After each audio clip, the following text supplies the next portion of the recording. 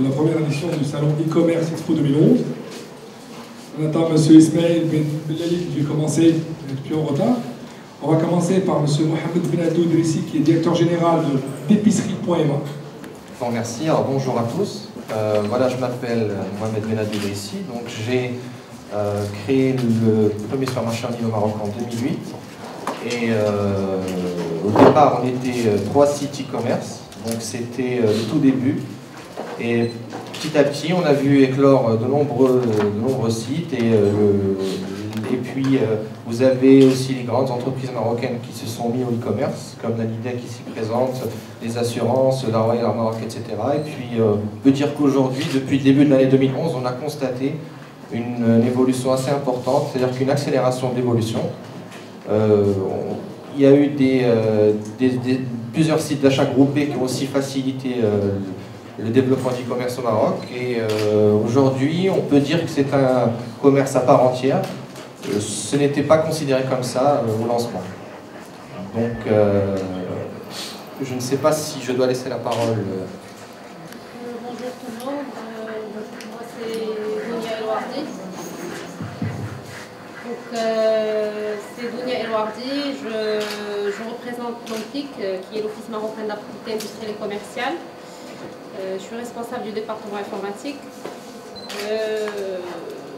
Je suis là pour vous parler un peu de ce qu'a fait l'OMPIC en matière de services en ligne, notre expérience qui date quand même d'une dizaine d'années, et de partager avec vous quelles ont été nos réalisations, quels sont les défis aujourd'hui, quelles sont les opportunités qui s'offrent à nous, qui s'offrent au commerce électronique. Et voilà, bien sûr, je serai à votre disposition. J'ai prévu une petite présentation et par la suite, on pourra, si vous avez des éléments, des questions, des éclaircissements, je serai à votre disposition pour y répondre. Nabil Ourzani de la Trésorerie Générale du Royaume. Donc, pour moi, je vais vous parler un peu sur notre expérience sur le contexte de paiement en ligne des taxes locales et aussi sur le contexte de la relation e-commerce avec un peu l'administration publique. Et par la suite, donc, on verra une présentation et on vous écoutera aussi par rapport à vos questions, auxquelles on essaiera de répondre en toute clarté. Bonjour, je suis Cédie Azouar de l'IDER. Je suis là pour partager avec vous notre expérience non pas dans le e-commerce, mais dans le e-payment, c'est-à-dire le paiement en ligne.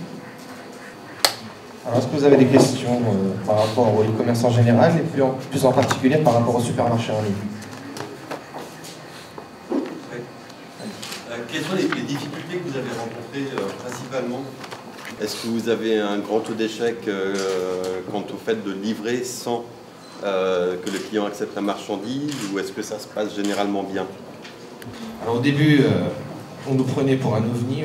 Les gens ne comprenaient pas vraiment le service que l'on proposait, c'est-à-dire qu'ils allaient sur le site, ils passaient commande, mais par la suite, ils n'avaient aucune idée de comment ça se déroulait. Donc, il a fallu tout expliquer parce qu'ils n'avaient pas d'expérience autre dans les e-commerce. Donc, malgré nos éclaircissements sur le site, malgré le détail de toutes les étapes, une fois arrivé chez le client, je parle du début, je parle du lancement, on était mal perçu, on nous percevait comme une société de service, c'est-à-dire comme si on mettait à leur disposition un chauffeur pour recevoir les courses, ce qui n'est absolument pas le cas. On est un supermarché à part entière. On avait des problèmes aussi au niveau de l'horaire. Les gens n'avaient pas pour habitude de spécifier une tranche horaire pour recevoir la commande. Donc il a fallu insister sur c'était à nous d'insister sur les tranches horaires pour que le client soit présent lors de la livraison. Au niveau du paiement, bien sûr, on est au Maroc, on a été confronté au différé de paiement. On arrive chez le client et il nous dit, voilà, moi je veux payer avec un chèque, voilà, un poste daté, des choses qui ne se font pas. Nous, on n'accepte pas ça, on leur explique que le paiement doit être à la livraison. Il nous est arrivé de reprendre des commandes. Maintenant, on a perçu une très grande évolution depuis 3 ans. C'est-à-dire qu'aujourd'hui, les gens sont plutôt, je parle d'une certaine catégorie de personnes, sont plutôt familiers avec les e-commerce et les choses se déroulent beaucoup plus simplement. Il subsiste quand même quelques personnes qui s'amusent à passer commande pour nous embêter, des fausses commandes. Nous, on a appris à reconnaître la commande. C'est-à-dire qu'aujourd'hui, en En 30 secondes, on peut dire à 99% si c'est une vraie commande ou une fausse commande. Au Maroc, est-ce que vous avez des difficultés? Alors, il est plus unique, je crois, depuis quelques mois. On travaille avec le Maroc Télécommerce, donc il nous a proposé son service. Au départ, les gens étaient extrêmement réticents. Ils disaient oui, on n'est pas sûr, on ne connaît pas le. Ils avaient entendu parler du site, mais ils ne savaient pas si ils pouvaient se faire voler, par exemple, leurs transactions. On a eu un petit peu de difficulté au départ. Les gens, en général, passent la première commande en payant à la livraison. Une fois qu'ils sont sûrs de la véracité de l'entreprise, du sérieux, du respect, de la qualité, etc., ils ne franchissent le pas pour la deuxième. Aujourd'hui, on est à 25% de paiement en ligne, ce qui reste très très faible si l'on compare. Des taux, par exemple, en France. Il y a même des sites en France qui sont exclusivement en paiement par carte. Donc aujourd'hui, on reste dans des taux assez faibles, mais ça progresse très rapidement. Quand vous dites nombre de personnes intéressées, vous parlez par rapport à la population marocaine en général ou par rapport oui. C'est-à-dire qu'en prenant la cible, le pourcentage par rapport à la population en général ou le pourcentage par rapport à la cible, c'est ça. Par rapport à notre cible, on va dire que notre cible, c'est les connus, c'est plutôt on va dire la catégorie B plus A. Et cette cible-là, aujourd'hui, est en grande partie intéressée par nos services, ce qui n'était pas le cas au début. Parce qu'ils avaient pour habitude d'envoyer leur propre chauffeur, faire les courses pour eux. Il a fallu faire ses preuves pour nous, en fait. Il a fallu qu'on fasse nos preuves et montrer que faire ses courses par un chauffeur, c'est beaucoup moins pratique et précis que de les faire par des professionnels qui livrent exactement ce qu'on a commandé, alors que le chauffeur, ça reste quelque chose d'assez aléatoire. Donc ces gens-là, au début, ne voyaient pas trop l'intérêt, et puis voilà, ça a duré, disons, 1 an, et puis depuis, ils commencent à comprendre quel est l'intérêt de passer par un supermarché en ligne. Donc aujourd'hui, on va dire que la majeure partie est intéressée, et nous, on constate des clients qui arrivent sans forcément communiquer, rien que par le bouche à oreille. Ça représente la majeure partie de nos nouveaux clients, et voilà, on va dire que la cible, aujourd'hui, est vraiment intéressée par nos services. C'est des taux extrêmement élevés. Si vous comparez à d'autres sites e-commerce, c'est pas la même chose. Pourquoi? Parce que les gens qui viennent sur notre site sont déjà réceptifs à notre service et sont prêts à franchir le pas et à passer commande. Épicerie, quand même. Alors, je prends une moyenne sur l'année 2011. Le problème, c'est que vous ne pouvez pas prendre des moyennes annuelles parce que c'est tout. C'est-à-dire que si je compare le trimestre actuel et le trimestre dernier, ça change. Donc, je vais vous donner les chiffres de ce trimestre.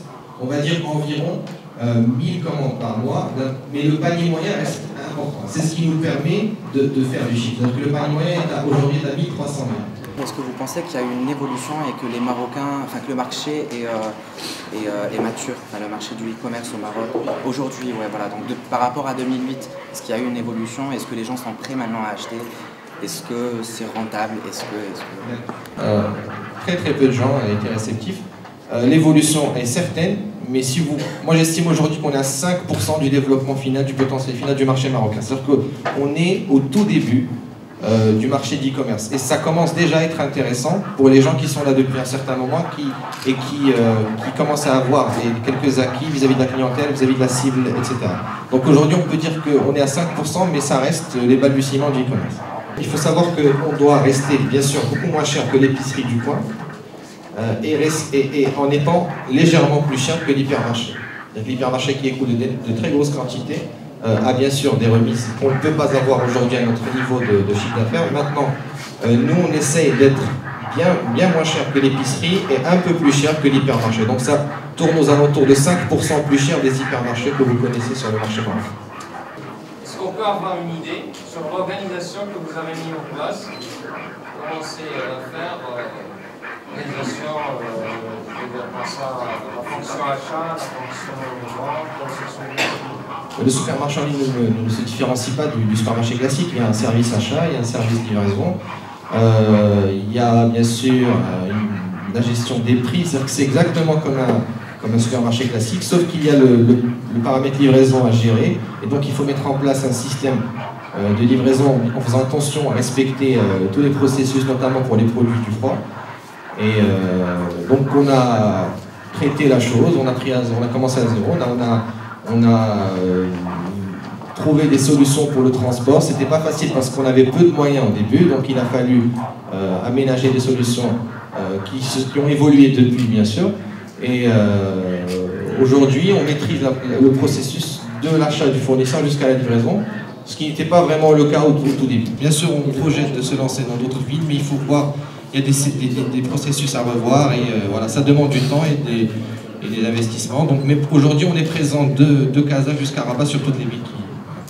En tout cas, au Maroc, il n'y a pas de supermarché, à part l'épicier du coin qui livre, mais ça, ce n'est pas de la livraison que j'appelle moi livraison. C'est pas du supermarché en ligne, c'est plutôt du service.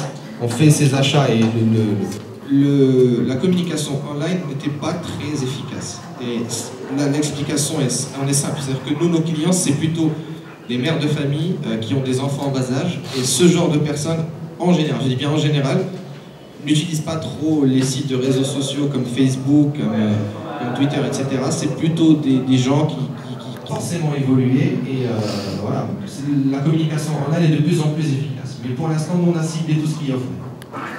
Désolé pour le petit retard, il y a eu un problème donc de circulation. Vous m'entendez assez bien? Oui, ça va hein? Ok. Donc je suis content d'être parmi vous.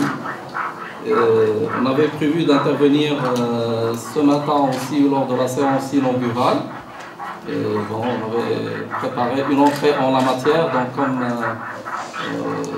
on n'a pas eu la chance de la lire ce matin, donc j'en profite pour lire quelques extraits qui sont une bonne entrée donc, en la matière. Après, je passerai à une petite présentation sur l'évolution des cartes de la monétique, du paiement en ligne, puisque le paiement en ligne est pour nous un volet de notre activité, donc qui commence à devenir intéressant, donc on en tient compte.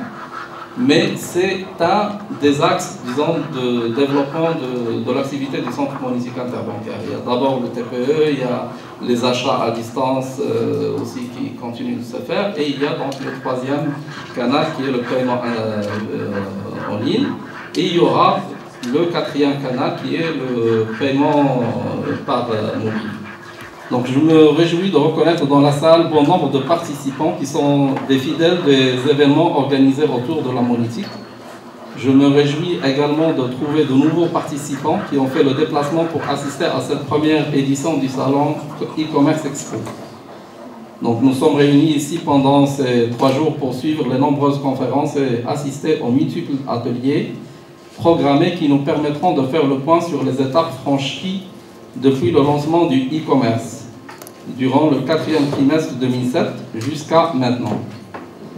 Plusieurs interventions sont ainsi programmées pour nous donner le retour d'expérience des pionniers de l'e-commerce au Maroc qui ont créé les premiers sites marchands à offrir, en partenariat avec le Centre monétique interbancaire et Maroc Télécommerce, le canal de paiement en ligne à leurs clients.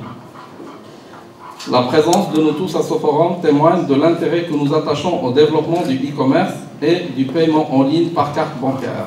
Plus de 6,7 millions de cartes bancaires de paiement et de retrait sous les labels Visa, Mastercard et la marque nationale CII, à côté d'environ 1 million de cartes bancaires dites privatives, c'est-à-dire exclusivement dédiées au retrait d'argent. Si les premières cartes bancaires de paiement ont fait leur apparition au Maroc en 1982 grâce à une banque encore publique à l'époque, il s'agit de la BMCE, qui a été la première banque marocaine à adhérer à l'organisation Visa Internationale. C'est seulement 20 ans plus tard que le premier million de cartes de paiement au Maroc a été franchi. Le 3e million a été atteint 2 ans plus tard, le 4e million a été franchi une année seulement plus tard, en fin 2008. Après, l'accroissement du nombre des cartes de paiement se fait à un rythme supérieur à 1 million de cartes bancaires de paiement supplémentaires par an. Cette dynamique sera de mise également pour le nombre de guichets automatiques bancaires installés, avec 4 882 unités à fin septembre 2011, pour le nombre de commerçants équipés en TPE, 25 000 commerçants maintenant environ, pour les opérations effectuées avec les cartes bancaires marocaines et étrangères au Maroc, qui ont atteint à fin septembre 2011 138 millions d'opérations. Au Maroc a eu lieu il y a 4 ans. C'était le 29 octobre 2007 précisément. Cette réalisation a été le fruit de partenariats entre 2 opérateurs complémentaires qui ont uni leurs efforts et joint leurs compétences pour réaliser la nouvelle plateforme. La courbe en rouge, on a dit c'est Visa. La courbe en bleu, c'est Mastercard. Comme on voit le nombre de cartes Mastercard au Maroc. Donc c'est aussi une progression importante, mais sur une base qui est faible. La carte CIMI, donc la carte monétique interbancaire, qui est une marque d'émission nationale. Donc il n'est pas Visa, il n'est pas Mastercard, donc il ne donne pas. Ils font le paiement partout, c'est-à-dire sur le TPE, chez tous les commerces qui sont équipés, et qui font le paiement en ligne également. Et qui sont dotés de sécurité, de code confidentiel et tout. Ils sont publics et qui sont fournis à travers notre plateforme directinfo.ma. De 10 ans, comme je l'ai dit. Certains défis que nous avons rencontrés, que nous rencontrons toujours en termes de... un premier défi qui concerne le faible taux d'utilisation pour les demandes de non commerciales. Nous avons, d'après notre façon d'interprétation des choses et d'après l'expérience qu'on a sur cette question-là, nous considérons que parmi les freins, justement, même s'il y a eu des cours qui vont certainement permettre un développement et une croissance plus soutenue de l'activité électronique, mais sur la confiance, il y a effectivement il y avait un problème de confiance. Ce problème-là, notamment lorsqu'il s'agit de formalités à caractère légal, par exemple le dépôt de la marque. Il y a aussi le défi de garantir un niveau de qualité très élevé. Lorsqu'on offre des services d'un certain niveau qui avertit, et donc le niveau de qualité doit être très élevé. Il faut que le service soit disponible, le service en ligne. Et un dernier point, donc on en a parlé au début, c'est la promotion du canal e-commerce. Donc voilà, pour ce qui est des défis, je terminerai quand même sur une note positive. Il y a des opportunités quand même. Il faut noter donc, la stratégie qui vont permettre de faire évoluer les services en ligne au Maroc. On a 3 millions, donc ça va faire même pas de 1%. Donc, ça suit à peu près tous les...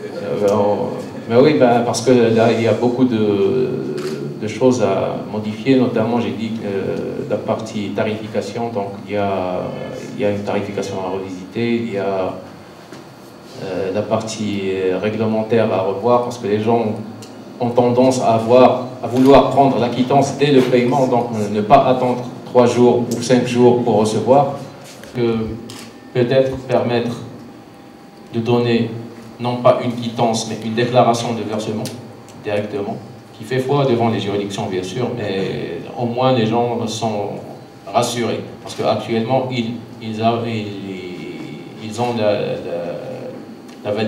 l'accusé de MTC, mais celui contenant la quittance TGR n'est reçu qu'après 5 jours. Donc, moyennant soit une prise en charge, soit une réduction, soit les deux. On verra par la suite. Mais effectivement, le niveau d'utilisation il est actuellement assez faible. Mais comme on l'a vu, donc, il est en évolution permanente, donc on reste plutôt... Votre année, bien sûr, c'était trésorerie générale, c'est ça? Oui. Merci, on va passer à M. Saïd Jalida.